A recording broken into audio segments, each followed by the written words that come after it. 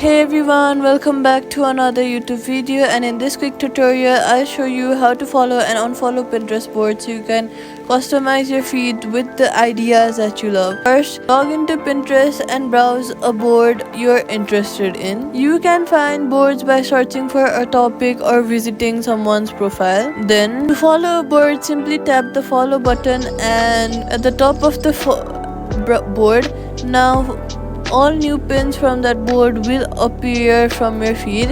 If you want to stop seeing pins from a board, open the board and then tap the following button again. This will unfollow the board and remove its pin from your feed. You can follow specific boards instead of an entire account. This helps you see only the content you are interested in.